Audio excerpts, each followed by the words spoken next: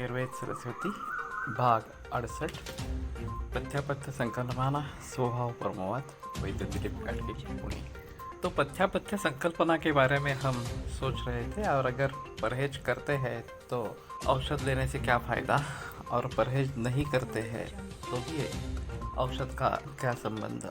तो कहने का तात्पर्य आता है कि परहेज पर ही सभी बातें निर्भर है। स्वास्थ्य बनाए रखना या रोग से मुक्ति पाना दोनों परहेज पर अवलंबित है। चरकाचार्य ने यही बात दूसरे एक स्थान पर अलग रीति से बताई है। वो कहते हैं, जायन्त हेतु वैषम्यात् विषमा देह धातवः हेतु साम्यात् समाः तेषां स्वभाव परमस्सता। कोई भी भाव जो शरीर में निर्माण होते रहते हैं, चाहे स्वास्थ्य रूपी भाव हो या रोग रूपी भाव हो, तो हेतु वैषम्य से विषम देह धातु निर्माण होते हैं। अगर हेतु सेवन ठीक नहीं हो रहा हो, गलत इस प्रकार का हो रहा हो, तो शरीर में जो भी दोष धातु मल वगैरह भाव बनेंगे वो अच्छे नहीं बनेंगे, स्वस्थ भाव नहीं बनेंगे। और अगर हेतु साम्य हम कर रहे हैं कि योग्य रीति से हेतुओं का सेवन कर रहे हैं, तो वही भाव स्वास्थ्य के दृष्टि से बनते रहेंगे।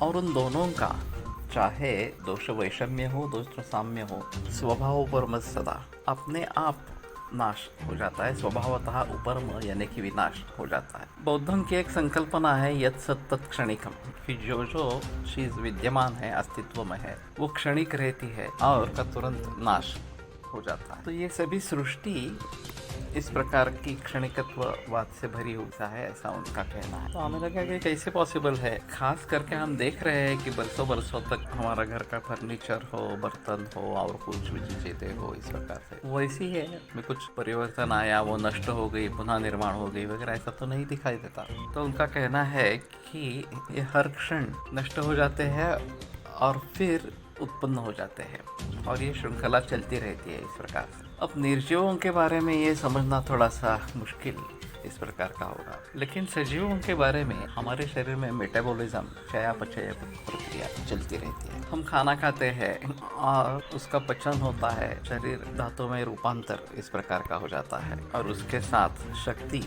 भी निर्माण होती है। उस शक्ति के जरिए हम विभिन्न प्रकार के काम करते रहते हैं। तो इससे अपचय हो जाता है, शरीर भावों की आपूर्ति कम हो जाती है। फिर हम खाना लेते हैं, फिर वो आपूर्ति हो जाती है, और फिर से ये श्रृंखला बनी रहती है। और ऐसे करते हुए शरीर धातु अगर सम इस प्रकार से स्थिति में रहते हैं, तो हम कहते हैं कि स्वास्थ्य बना है इस प्रकार से। तो उसी बात को ध्यान में रखते हुए जो भी भाव है वो अपने आप नष्ट होते हैं, फिर से उसी तरीके से निर्माण होते हैं।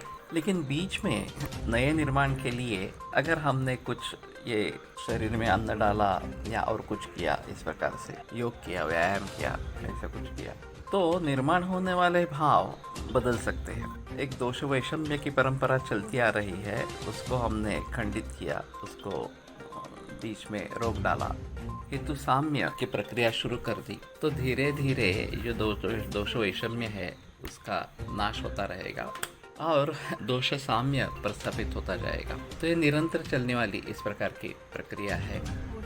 कल